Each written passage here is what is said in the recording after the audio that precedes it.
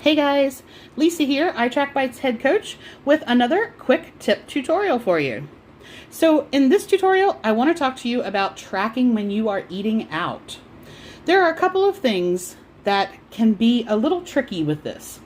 We have our own restaurant guide, which I will say is currently being majorly renovated. We are adding a ton of new restaurants and updating the entries that are there. So we should see those hopefully soon, and it will make things much easier. But for right now, let's talk about how to get around finding a restaurant that you know, what to do if you can't find it, and how to track those meals that you just don't even know where to start with, especially if it's from a local restaurant that maybe isn't a major chain or is not in the system. Okay, so the first thing to know is that when we added the 0 bite guide tab, it made finding restaurants, if you didn't know where they were, a little bit trickier. The first thing you're going to do is either select the plus sign beside the meal that you want to track under, or you can just use your big green button at the bottom and tap food. Now you can see the 0 bite tab, which came in the second from the left. Fantastic option, by the way. This will house all the 0 foods for your plan at 0 to make tracking them easier. So that was a beautiful addition. However, if you are like me on a skinny device, you're not using a tablet, you're not using a wider screened option, then what happened is in some cases, both recipes and brands actually got pushed off the side of the screen. Now this food search bar is swipeable, and that's what you need to do. You need to pull this over to the left until you can see brands on your right. Once you tap that, you have 3 guides here: your restaurant guide, your snack guide, and your beer guide. These are going to be specific to your plan. So for restaurants, you're just going to tap See All. Now once you're in here, you have a couple of options. Down the right hand side, you can see there is an A to Z little column. If you want to just jump straight to the listings for that letter, let's say I wanted to look up Panera, then I can just tap my P, and then here is Panera Bread. Not a problem. You can also use the search in the top. So let's say I wanted to go to Applebee's, then I can start typing that, and that's going to bring up Applebee's for me. This is a way to look at the individual restaurant and all the items that they have. So let's say that at Applebee's, I like their bourbon chicken and shrimp. So if in the search bar, I do, apparently I have Instagram messages. If I type bourbon, then there we go. My first entry is Bourbon Street Chicken and Shrimp. I would just tap that and I can track directly from there. We do have a full tutorial for how to use the restaurant guide, so I'm not going to really go over that too much here, but if you wanted to search all the listings within a particular restaurant, this is the way to do it. Now the other really cool function is this inverted triangle. If you tap that, if you wanted to, let's say I only had 15 bites left for the day, I can tell this that I only want it to show me the things that are up to 15 bites, and when I hit save, that is going to go ahead and filter those listings for me. So now when I go through there, I can work out what do they have that fits within that. Now, just like your food search bar is swipeable, your categories here at the top are swipeable as well. So for example, if I left my 0 to 15 bites on, and then I scrolled over and I said, okay, show me some chicken, this will tell me what, if anything, is under 15 bites. And in that particular case, it's only the sauces. All right, so there's no chicken dishes that are 15 or less. So let's say I went over to lunch combos. Okay, so I could get a shrimp scampi linguine, or I could get a 3 cheese chicken penne, and those would be within there. So that is a really easy way to look through everything that a restaurant has. Now, let's say that you wanted something a little bit more specific, or you're searching for a restaurant that is not in the guide. And I'm going to use Cracker Barrel as an example because I know it's not in the guide, and I know a lot of you asked me about that. So here we want to pull our search bar back over, and I want you to tap on results. Make sure that you are on the results tab, because otherwise when you try to search if you're somewhere else, nothing's going to come up. Okay, so let's say, for example, that I wanted the Cracker Barrel chicken and dumplings, just as an example. If I type Cracker Barrel chicken, and I don't need to type anything more than that. That will show me. Okay, here we go. So these are all of the listings at Cracker Barrel that contain chicken. And chicken and dumplings, there we go. That is 11 points. I'm using Better Balance in this example, so that is 11 points there. But you can see that it covers the fried chicken, the chicken livers, the pot pie, grilled chicken, all that kind of stuff.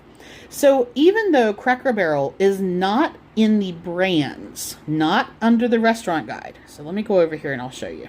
If we go brands, see all, and I can, if I search for Cracker, nothing there. And if I tap my C and I kind of go down,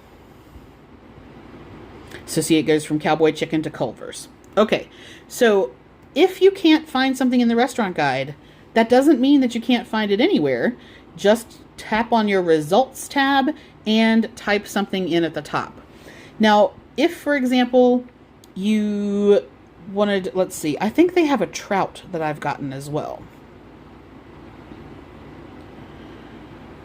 So if you, there we go, first one, Fancy Fixin's Lemon Pepper Grilled Rainbow Trout. So if you wanted to check on an item that is not in the restaurant guide, you can still use your basic food search. Restaurant guide is available to pro members.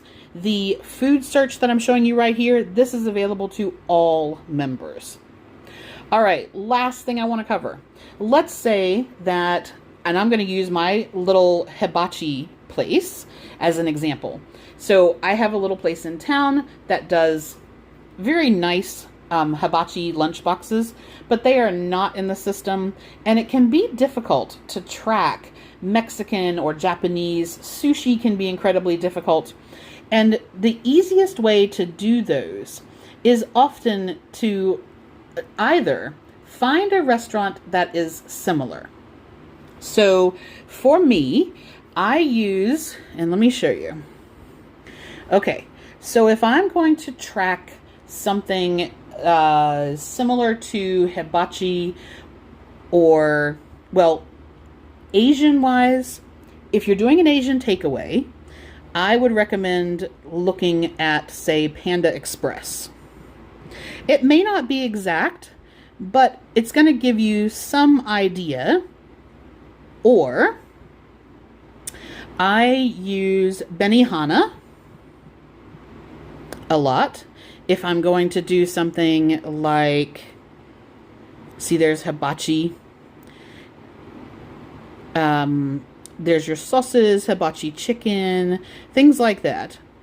If I'm going to track Mexican, I will use On the Border. And so I know a lot of people use fajitas. So you have options here. And this particular one breaks it down by lunch, what type of meat it is, and that's with rice but without your tortillas or accompanying condiments like your sour cream or your guacamole or things like that. And you may not find the exact thing, but this will give you a rough idea. So Mexican, I use On the Border. Asian, I'll use Panda Express or Benihana. For sushi, it can be a little trickier, but there is, I believe it is called Sansai. Here we go. Yep, Sansai Japanese Grill. And they have bowls, and if you go to rolls, they have some of your basic sushi rolls. Now, having said that, and I will use sushi as an example because I eat sushi all the time. If you go to your results and you type in California roll, you can see that Nutritionix has a listing by the piece, by a 6-piece roll, or by an 8-piece roll. That's really handy for sushi rolls that are pretty common or have a, I mean, my sushi place here has things like Purple Rain roll, and the database doesn't know what's in that. But if I wanted to have, say, a Philadelphia roll, I wanted to see if I could get away with just typing in Philly. But like you can see, Banzai, Yummy Sushi, Philadelphia roll. I believe if I type it in all the way, that it will give me the Nutritionix option. Oops, hang on. I gotta fix it. It doesn't think I did it right. There we go. Philadelphia roll. Right, you can see I've actually created my own, but here we go. Nutritionix shows it as 1 piece or 1 roll. They're also referencing Benihana, so you could search it there. And yes, there are various listings, and that's because they come with different ingredients and they're called the same name. They have different sizes. You can get a maki roll, which is 6, or a specialty roll, which is 8. So the only way that you can really know how you're going to track that appropriately is either take the middle number or find it in, like, track it by the roll piece. You know, this is Philadelphia roll, 1 piece is 2 points. So if I got a 6 roll, then I would track that as 6 pieces. That's going to give you a rough idea. Now, what I've done for my hibachi is I actually had ordered a couple of meals, and I brought them home, broke them down, and weighed what I was actually getting in the box. And what I figured out, and I did ask them as well, I was like, okay, so when I order, say, a steak and shrimp, what am I getting? And she said, okay, so in general, you're getting 7 ounces, you're getting 6 ounces cooked, but you're getting 7 ounces of hibachi steak and 14 shrimp. Or if I ordered, and I don't have hibachi chicken on here because I normally get steak and shrimp. Sometimes I'll get ones with scallops. Obviously, I've made that. Then the hibachi vegetables and the hibachi rice by the cup. And I chose the listing from Benihana's, you can see on all of those, and I just made my own entry so that if I order a steak and shrimp, I would track 1 lot of the rice, 1 lot of the vegetables, 1 lot of the steak, 1 lot of the shrimp. Or actually, I think, honestly, the hibachi rice is actually 2, in what I get from them, I think it's 2 cups, because it ends up being multiple meals. But you can break it out like that and then combine it as you need to. And you can see, so here are the original entries down here if I scroll down. So hibachi, scallops, steak, chicken, shrimp, rice, and that's all from the Benihana selection. Now with my Mexican, and the easiest way for me to show you, because I tend to use, I tend to use little emojis, and I have put everything on here with under the cactus.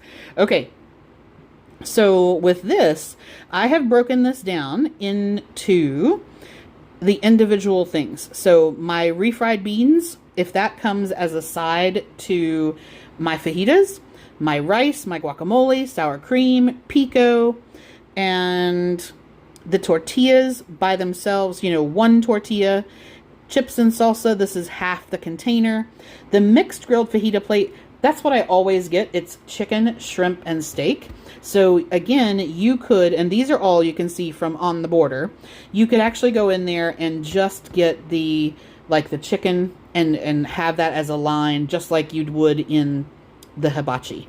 And so when you're trying to recreate what you had, by breaking it down into these individual items, you can track very specifically. Now, it does mean that you have to spend the time doing it the first time, but once you've done it, it's super, super easy after that. All right, so that is the quick-ish rundown of how to track eating out. You want to check your restaurant guide, see if the restaurant that you want is in there, see if the dish that you want is in there. And I will say, restaurants, especially since COVID, have changed their recipes according to what is available and what is affordable. And a lot of times they do not need to update food databases. They don't need to tell anybody that they changed anything. And so what you may find is that the nutritional data on their website, which is current for them, does not match the database. And that applies across all the databases. I have found errors in everything from Fat Secret and the WW app itself, things like Fitbit and Nutritionix. Nobody is an exception to this. Restaurants and manufacturers change nutritional data all the time and don't have to report it. So if you want to be 100% accurate, always check your website to see what the current nutritional data is. And then you can edit that listing if you need to. So if they are not in your restaurant guide, or you're wanting to search for a specific dish, just try your general result tab. And then if it's a local restaurant, a mom and pop kind of thing, and it's something that is not going to be in either of those guides, you can either choose a restaurant that has something similar. So for fajitas, a Mexican restaurant I use on the border, you could use Chili's, you could use, to some degree, you could use Applebee's, you could look at something like El Polo Taco, see what you can find that is similar, or create your own entries. And that would be that you would go onto Google, you'd search for the general nutrition information of whatever it was that you were having, and then you can create your own entries there. That is the semi-quick version of how to track eating out. As always, if you have any questions, you can reach out to us on our main Facebook group, or I'm available all over the place. I'm on Instagram, YouTube, Facebook, email. All my contact details are below. If you have any questions, just let me know.